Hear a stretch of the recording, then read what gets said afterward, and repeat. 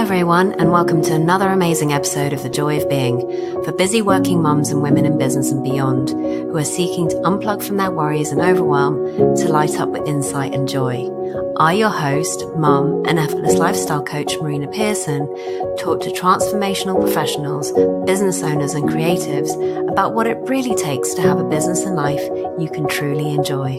If you enjoyed the show or had any questions, why not connect with me on Instagram at Marina Pearson? Look out for the show's meme and make a comment there, or just click on my story and ask me a question. Alternatively, you can find me on the Joy of Being Facebook group. And if you would like a more personalized touch to live a stress-free life, then why not find out more about the Joy of Being retreat, an intimate 4-day profound experience at a luxury venue in Javier, Spain, where you get to experience your inner calm and peace of mind by slowing down and making space. To find out more, email me at marina@marinapearson.com with the Joy of Being retreat in the title. And welcome to another amazing episode of The Joy of Being. And on today's show, I have the lovely and incredible Nicola Bird.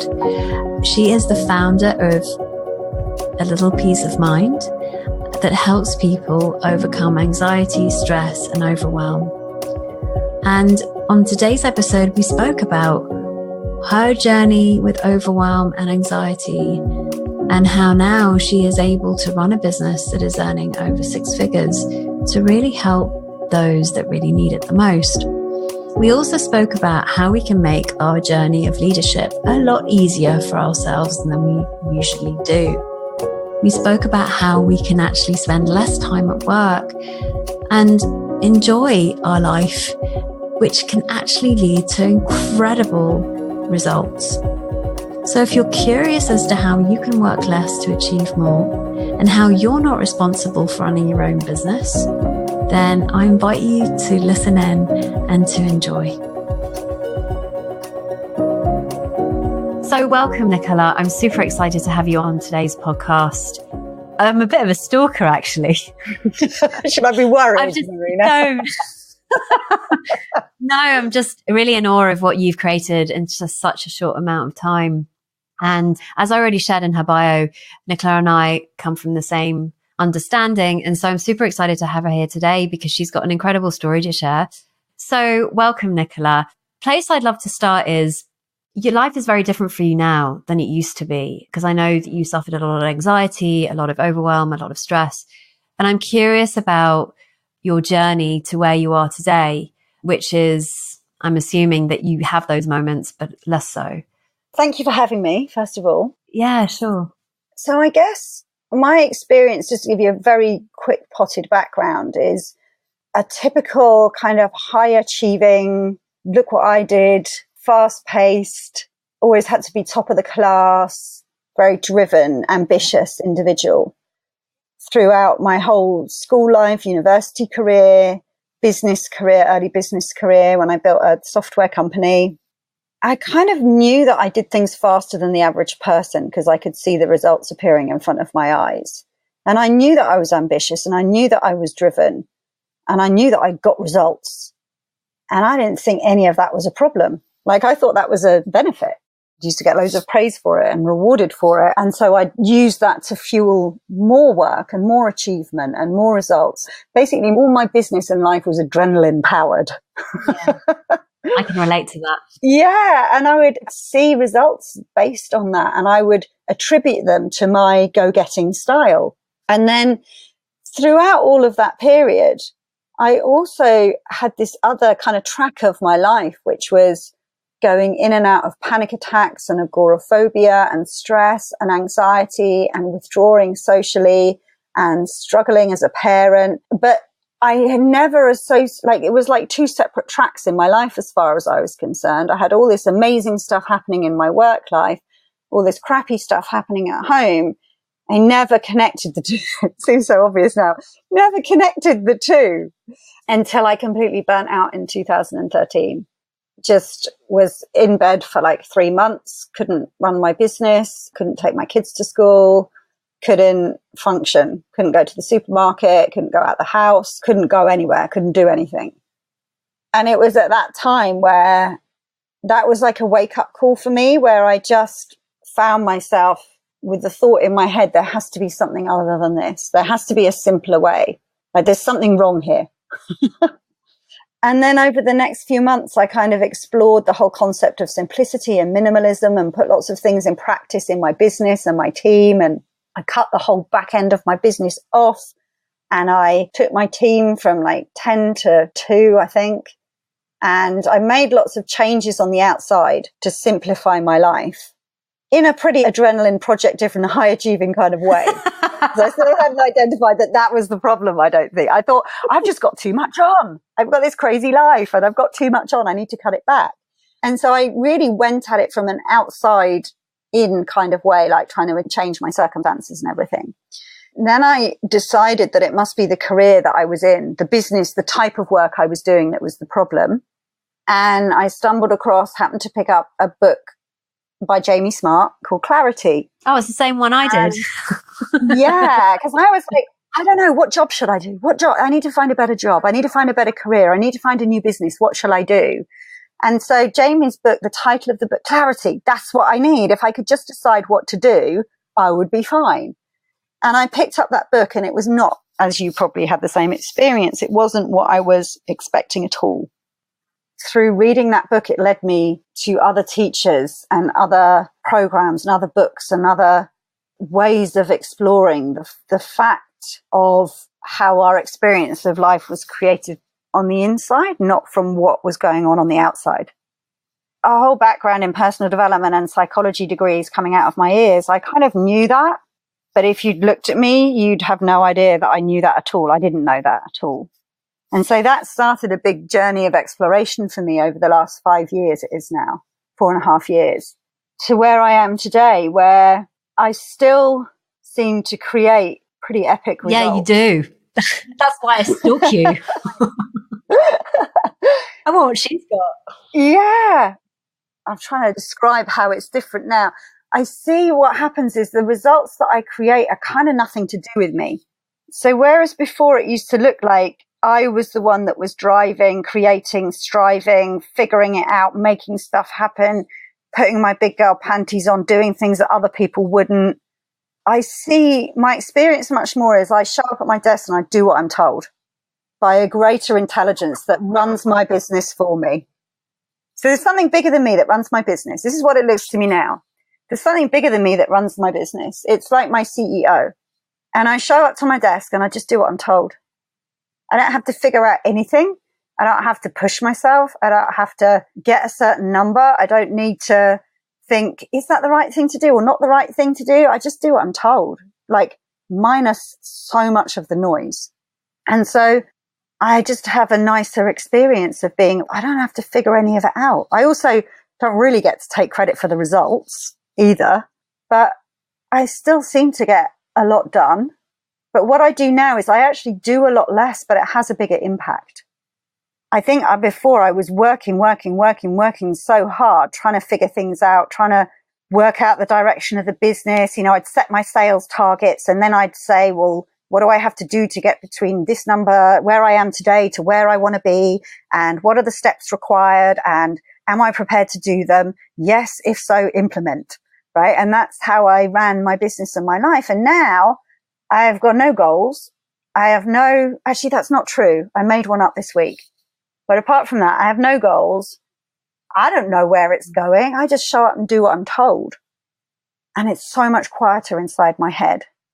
And I haven't had a panic attack for years and anxious from time to time, but like a normal person does. And I have a lovely, fulfilling life with my kids and my family and the people around me and all that good stuff as well. So apart from the days when I don't, obviously, because I'm a human being. But it's so much nicer being in business. And I do see that everything that gets achieved is despite me, not because of me. And that is a game changer, I think, when you're in business.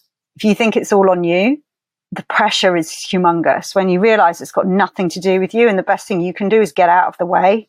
The more absent I am from my business, the less of me there is in my business, the much better it does. That's kind of, I don't know if that answers your question. But let's start there. Oh, well, I'm just sitting here going, oh, thank you for that, because it's something that I'd seen, but I've seen it again and I've been reminded of it again today. When I look back at all This podcast is born from the CEO telling me that I needed to do this, who I need to interview and when I need to interview them and how it needs to be done. And even the title of the podcast. Yeah. There's something brewing, like there's a new path brewing, and I'm not sure where it's going to lead, but there's definitely, it's interesting. For so many years, I was like, oh, I've got to do this online program thing. But suddenly there's this new, fresh take on that. And I'm actually quite excited about creating an online business. Yeah. It's really interesting because if you'd asked me that about 5 months ago, I would have said, no way, I'm done with that. But something new and fresh has taken its place. There isn't the sense that it's all on me. You said it so succinctly and beautifully. Thank you, Nicola. That was really beautiful. That's all right. And you kind of get handed things that you're not expecting, as opposed to thinking you've got to figure out, right, I've got 12 months in the year, so what am I going to do every month of the year? I much more show up now and go, I've got no idea. And then ideas, like things will come to my head that I know to do. And it's like, really? Okay.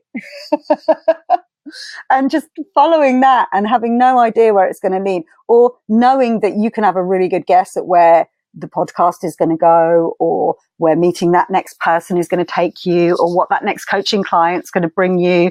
And actually you have no idea whatsoever. And letting go of the idea that, oh, I must be getting called to do an online program because I'm supposed to reach all these people and this is going to happen and then that will happen. It's like, I just don't even bother entertaining those ideas so much anymore. I mean, sometimes I do pipe dreaming and daydreaming about where it could all end up.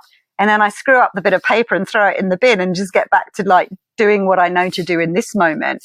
And it's almost like at the end of the year, you get to look back and see what got created. You never have to figure it out in advance. You just get to look back and go, wow, that's cool. Yeah, I never knew I was going to create that. Yeah, like if it was up to me, the year never would have panned out that way, right? But you look back and you go, wow, look at my God, I spoke on stage. I don't speak on stages. I launched a podcast. I don't even know how to do that, right? It's like, I don't know, just being in the flow of constantly on the edge of the unknown. Like you don't know how to do the things that come to mind. And somehow they seem to unfold, and then they either bomb horrendously or they get picked up and some energy gets delivered into them and they start to have a life of their own, you know? Like, and you never know. No, you just never, ever know. And I think that's been my biggest learning with all of this too, is I used to think, oh, if I do this, then that will happen. And then that will happen. Then no, I don't. But it's just what you're being drawn to and what you're being called to. And to me, where the energy wants to go and what you're being drawn to, that kind of justice really. Well, I think something that you just said actually there is really key that's behind it. The reason my business operates like that now is because I'm comfortable with uncertainty. I'm comfortable with the unknown. And I never used to be. I was the worst kind of control freak. So I would want to know where my income was coming from, how many sales of what program, what bit of my sales funnel I could manipulate here to get a result there. Like it was all about controlling. And part of what I've learned over the last 5 years and have got an immense appreciation for that I never had before is the beauty and the answers and the solutions and the ideas that come from the unknown. I love living without knowing what I'm going to create next week. But that's because I've spent some time exploring like where creativity really comes from.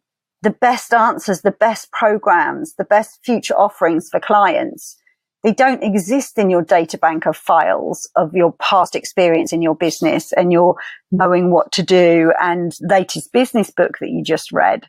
They exist in the unknown. You don't know them yet. It's like they land in your head from the unknown. And those are the ones that are the sustainable, beautiful, excellent, inspired business ideas. So I have an appreciation for sitting in uncertainty that I never felt comfortable in before. And that's just through understanding it more. I think one of the key differences for me is the movement from control freak to what's your business strategy, Nick? Well, I wing it. That's it. It's God-led. Yeah, I just do what I'm told and I wing it and I make it up as I go along. We were talking about this last night, actually, where this idea that money is the issue, but actually I kind of explored the idea of creativity again, which is not knowing that you're going to create something, and suddenly it comes to you and you create it. And then from there, someone wants to buy it off you. And before you know it, you've created this incredible business that you never even thought about.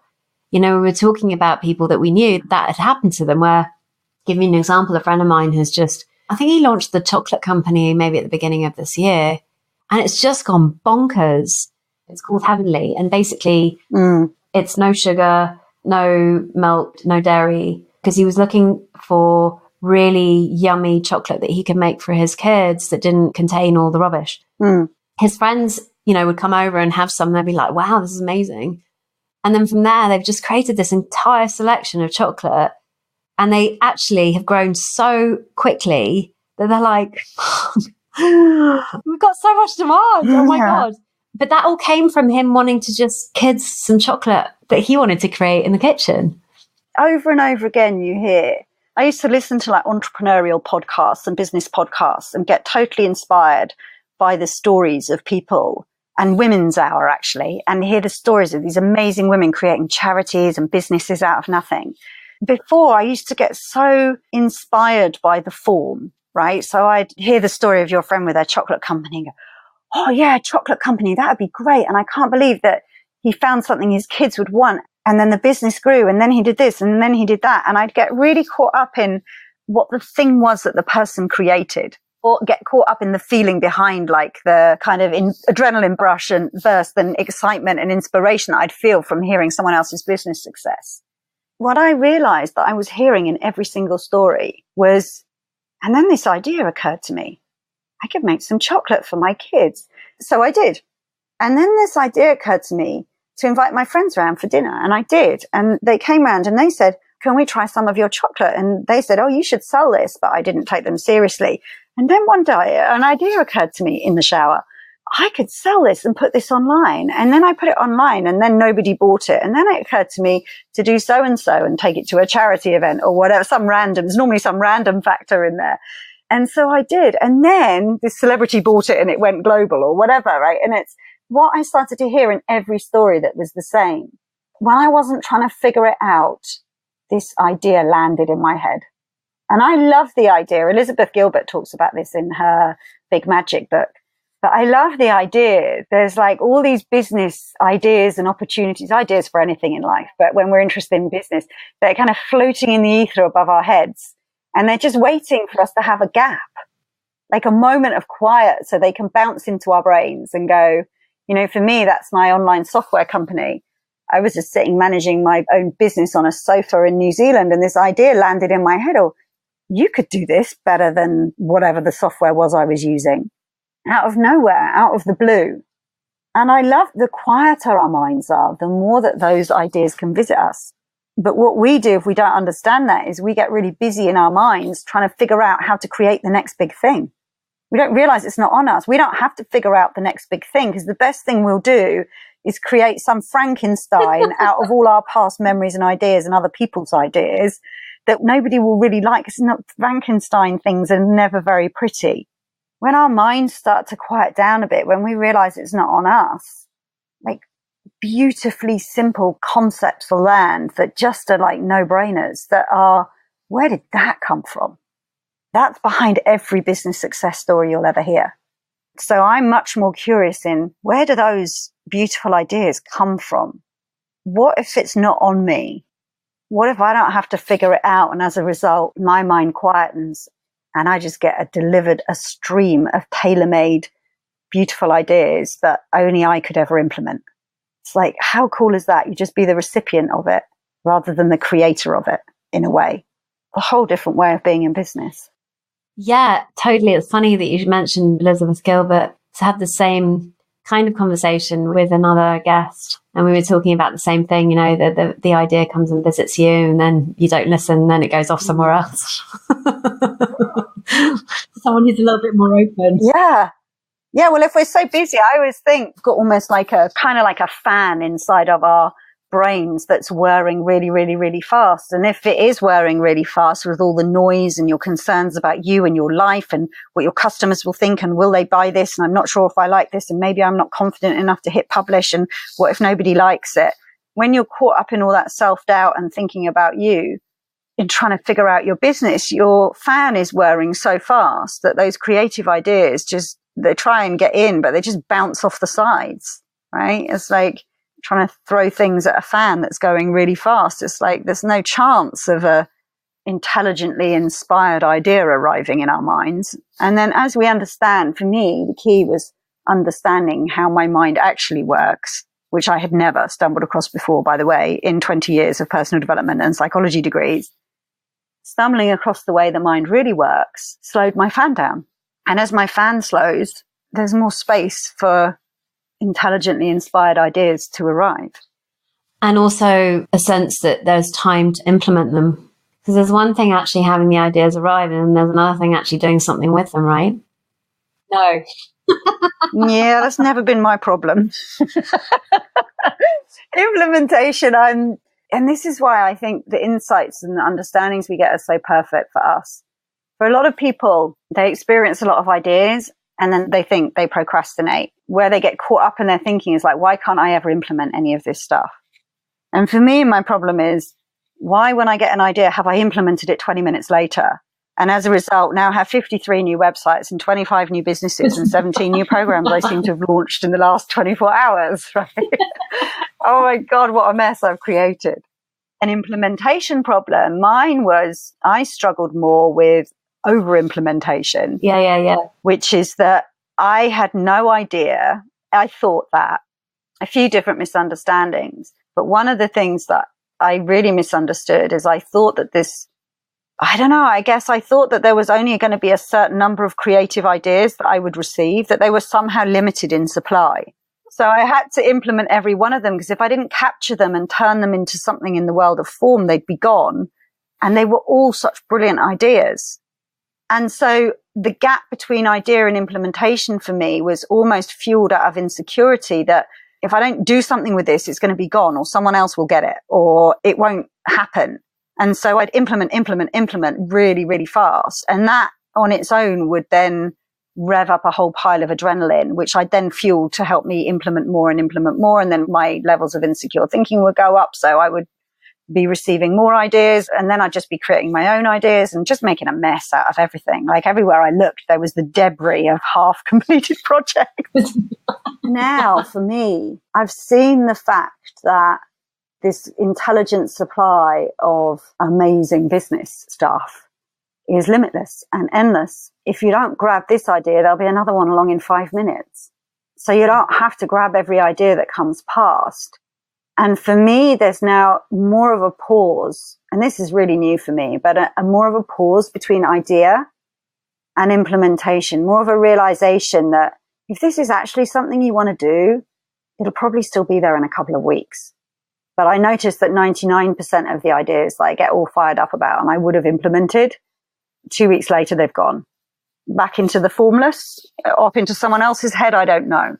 But the ones that stick around, the ones that I'm interested in. And in fact, what I noticed, the main difference actually, as I'm talking to you now, what I see is that actually really most of them don't stick around. And what's happening instead is I'm far more content with what I'm actually already doing and really enjoying what I'm doing now as it is now, rather than always thinking about, well, what's next and what's next and what can I create next and what can I create next and how do I improve it and how do I make it better? Which all my ideas were kind of coming from that space.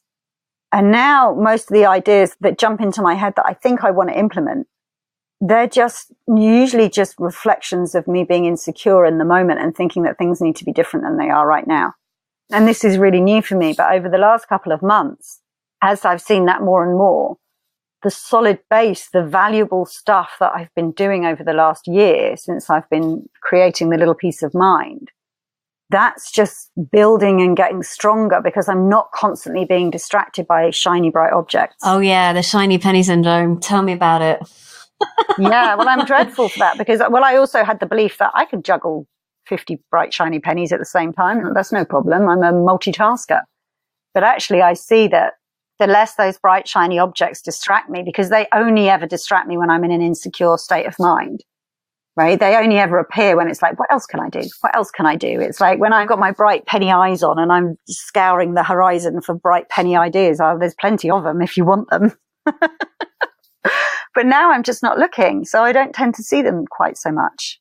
I totally hear you, because I used to be like that too. It would be like, oh, what about this? And what about that? That's what happened. I don't know if this happened to you, Nicola, where I went to every single seminar there was to go, because I felt like I was missing out if I didn't. So, I went to the how to make loads of money in like 5-minute seminar, and then sign up to the program. I'm like, yeah, I'll sign up to the program, and then I'll go into the program.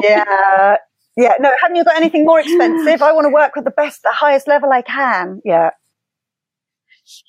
But also, since I around that area, when I was thinking about what did I want to talk about on this podcast today, and I sent you a kind of an idea of, the self-help junkie type thing. And that just seemed something so cool over the weekend. And it was just, as it often is, like a throwaway comment. I was talking to my husband about a girl that I know. And I was talking to him and I said, you know what? It strikes me as a bit weird. But this girl spends, obviously by looking at her, and because I know her a little bit, she spends every hour of the day in the gym sculpting her body to look amazing and having surgery and bits of herself enhanced and augmented and all sorts so that she can look amazing. And I was just throwaway commenting to my husband, like, isn't it a shame to spend your whole life running on a treadmill inside a gym and pushing weights so that you can look amazing in life, but never actually be in life? And he said to me, that's what I think when you read self-help books, Nick. And it just hit me. Oh my God. But I spent hours, like if I have a spare hour, I will jump onto a YouTube video, or I'll pick up one of my many books in my Kindle, or I'll create a new program about something I'm interested in seeing more about, or suddenly flashed up in front of my eyes. But how many hours a day I might watch a YouTube video in order to see more about how to have a happy life so that I can have a better life, when all my family is sitting outside having a barbecue together. All my kids are sitting watching TV in the other room, and I'm watching a video on how to be a better parent. And I had this experience of all of that falling away and just seeing how perfect that I've been teaching this for years, but when you suddenly see something for yourself, I have everything I need. I don't need any more. And with that one simple insight, I am like at least 12 hours down on personal development time that I would have spent over this bank holiday, probably squirreling in the odd half hour here and there, and had the most wonderful, present, fulfilling weekend with my kids and family and friends. I hadn't realized how much of my time that I'd been spending trying to develop myself. You have an insight like that and it gives you back 4 hours a day. I don't know if it was actually 4 hours a day, but it's like the amount of time and money that I always am spending on programs and mentors and learning more and seeing more. And to realize I have everything I need is huge. I dropped the whole business marketing, how do I make 6 figures while I sleep kind of programs a long time ago, like 4 years ago, 5 years ago. What I hadn't realized is that I'd replaced that with personal self-help junkie seeking behavior. And when I had that insight this weekend, it's like, oh my God, 25 years I've been doing that. Like I've missed half my life because I've been thinking about how to have a better one. And it's just, I'm still reeling with the aftershocks of that one. That's so cool, Nicola. But that always thinking from that sense of lack, thinking that we need more. We need more money. We need more clients. We need more knowledge. We need more understanding. We need to work out how to do this. We need to work out how to do that. And that operating from that sense of lack determines how we spend our everyday. Like, what if you had enough clients? What if you had enough money, even if it really doesn't look like that?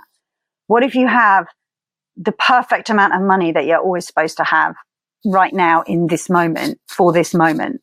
Because you do, otherwise you wouldn't, right? Like, what if you had enough clients? What if you had enough money? What if you had enough parenting skills? What if you weighed the perfect amount, no matter what it says on the scales? What if it was all perfect just as it is right now in this moment? And that the future was taken care of for you. You didn't have to figure it out, that it's always perfect. And it always is, because if it wasn't, it wouldn't be. then there's nothing you need to do to change any of it. But you know that change will happen because it always does. That's a done deal. That's taken care of. And then you're just along for the ride and you just get to enjoy all of it now, today, in this moment, no matter what the various arbitrary numbers are. Like, that's very different from how I used to be in life. Yeah, I so resonate with your story, Nicola. More than you know. Funnily enough, one of the seminars I was in, I just remember Chipman saying, the work starts when you leave the room. It's like, just forget about all of this stuff and just go and enjoy your life. And to me, that was such a breath of fresh air. It wasn't like, now go and work on your life. Now you need to go and work on your life and miss your life because you're working on it. No, it's just about being in life and experiencing it. And this has made such a profound difference to me too, because I didn't realize how much of my life was consumed by guilt of not working. Now it's just really like, we'll get off the podcast later on today. I'm going to go to some stuff for the house and, spend a really nice afternoon with my partner. It's such a different way of being because that's really what life is about. It's just those moments. No, I was just going to say, like, when you see that on a practical level, this is how my diary looks different. So today I have lots of meetings back to back, right? But what I would normally do, and I've just recently moved out of an office and back to my home office actually, because what I would do at the office is I'd go in at 8 and I'd be there till 6 and then I'd just fill the time with busy work in between. And I'd have a couple of coaching clients and then I would fill up the time with some, I don't know, self-help videos or like, well, I need to watch this stuff because I want to be a better coach for my clients, right? Like it looked totally rational to me. And I was never sitting there going, I'm not enough, so I need to watch these videos. I would always justify it with like, the more I learn, the better I can help my clients. The more I see about what it is that I teach, then I'll be able to help my clients more. I hadn't made the connection that the more I live my life and be in life, the better I am. The more I enjoy my life, the more that impact that has on my clients than anything. And so what it looks like on a practical level is instead of my default being at my desk, just filling time at my desk, that my default is away from my desk. And then I come to my computer to do a podcast, or I come to my computer to do a client call or to answer some email. And then I walk away and I'm in my life. And away from my desk is more of a default. Now, I've had this experience before for a few months. And what I created in those 2 or 3 months when I was away from my desk as a default is that I'd be busy playing Monopoly with the kids or going shopping with my husband or sitting out in the garden or whatever. And in that quiet, an idea would arrive in my mind about, oh, I'll just go and send this email, or I'll just go and post this in Jamie Smart's Facebook group, or whatever it was. Like a really tiny little simple idea that I'd walk in, I'd spend 5 minutes doing, then I'd go back out and sit in the sunshine. And the next time I'd come to my desk, the impact was exponential. So like I'd come in and instead of having spent hours at my desk trying to figure out how to get 5 new clients, I'd have 5 new clients based on that one post or that one email. And that blew my mind how much leverage there is in understanding this conversation in business, because you can enjoy your life and then step into your office, do one thing that has a huge impact, step out of your office back into your life and let all that ripples of what you just did take effect without you, and then come back in and do the next step. So on a practical level, diary looks more like going out shopping with your partner this afternoon rather than sitting at your desk trying to figure out more ways to bring in money. And as a result, you go out, have a lovely afternoon with your partner. And if there's a brilliant business idea or the next new program to arrive, it's far more likely to do it, weirdly, in IKEA than it is if you're sitting at your desk. So it's like win-win. You get to skive off all the time, enjoy your life, and know that that's the best thing you could be doing for your clients. How did I not see this before? When you see it, right? Yeah. I remember the beginning of this year, Nicola, I thought I was having a bit of a mini breakdown. I'm like, how is this possible? I've done so much fucking work. Like, how is this possible? Like, I'm just like, I'm not making any money. And it was a big drama anyway. Yeah. I was like, you know what? I'm just going to do exactly the opposite of what I usually do, which is just get on the computer and do lots of stuff. I'm actually going to do not do any of that. I'm going to binge watch The Good Wife. I am going to, which I did, by the way. My God, what an incredible program. I binge watched all 8 seasons within, I think, about 6 weeks. Yeah, me too. I think we probably did it at the same time. I then did a lot of cooking. 2 things I've been putting off was acting and singing. And so I decided to go and join acting group here in Navia because I had loads of excuses of why I couldn't do it. Because of my son, I don't have time. I've got to be on my business. And I was like, well, no, it's obvious that that's never going to happen if I don't just take action. So I went and took action. What happened as a result was this insight, which has actually totally revolutionized my life. And I'd not seen it. I thought I didn't think this until I saw something new, which was, oh, I know that success isn't about having a big business. Oh, I know success isn't about having money in the bank. I know that. But I didn't really know it because the next piece of information was, what if success looks like you just enjoying your life? That was a really new thought for me. And I thought I knew it until I saw it. And I was like, holy crap, really? Oh, wow. Oh, I could do that today. I am doing. Yeah. I'm successful already. I don't need to strive towards this image of success that I'd had in my head for so long. And you see, what that looked like practically was not being able to ask, okay, I'm saying, you can't see me in inverted commas, influential people to be on this podcast, for example. Oh no, they're too successful or they're too busy. I can't ask. I had a hierarchy in my head of people in my industry, people that I know who were successful because I didn't think I was because I didn't have X amount in the bank or I didn't have a big business or I didn't have clients. But what I hadn't seen as the success for me right now is just enjoying my life.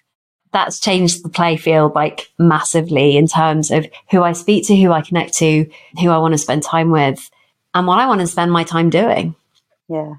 It just amazes me how one insight changes everything. And then what you do as a result of your world changing before your eyes just looks different. And I think in business, we so often get caught up with well, what do I do about this? What do I do about that? For me, seeing much more, why would you need to figure that out? That thought is the only thing that's stopping you enjoying it being as it is right now. And the more we enjoy life as it is right now, somehow our businesses tend to thrive as a result of that, because that is one of the most valuable things we can ever offer our clients. And we can't offer our clients unless it's true for us. It's so true. And, you know, it's interesting. The types of people that are showing up now, Nicola, are the exact clients I want and that I've been wanting for years. But because I wasn't living it yet, I thought I was being, you know, authentic, congruent, whatever you like to call it. But I now see that really to be true, that they come to me and think that success is about the car, the this, the that, the other. But actually, it's just about enjoying our life. Because otherwise, what's the point, right?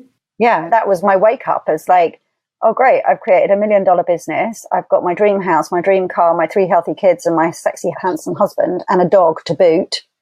And I'm as miserable as sin. Like, what's the point? What do I do now? Make another $1 million? Why? It's like the first one didn't work. Hang on a minute. There must be something more to life than this.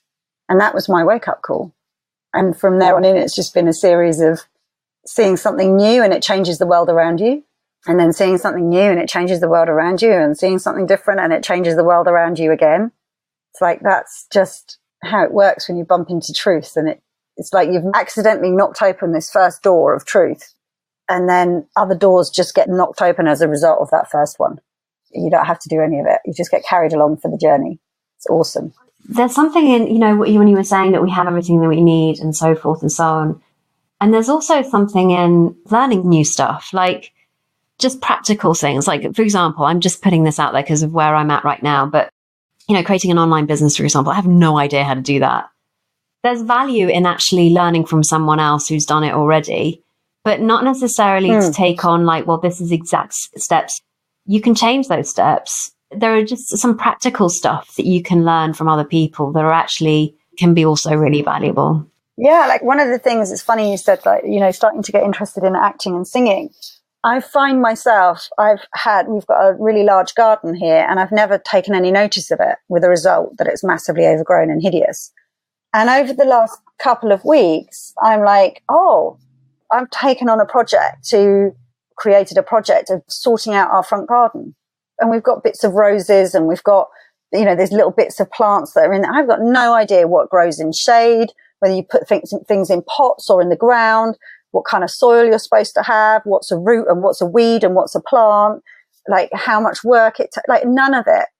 And so, yeah, I have a couple of gardening books that I've bought so that I can learn the difference between a plant and a weed and know that this plant is good to plant at this time of year and not at that time of year. Now, I could wing it and make it up as I go along, but there's some fundamental knowledge about what plants grow in shade and what grow in the sun that's really helpful if I'm not going to waste a load of time and money just blatantly ignoring some of the rules of nature. So yeah, there's some fundamental things in business that it's helpful to know, like if you turn a profit, you'll probably stay in business longer, right? Or if you don't ask people to buy from you, they probably won't. And things like that are real fundamental basics of running a business.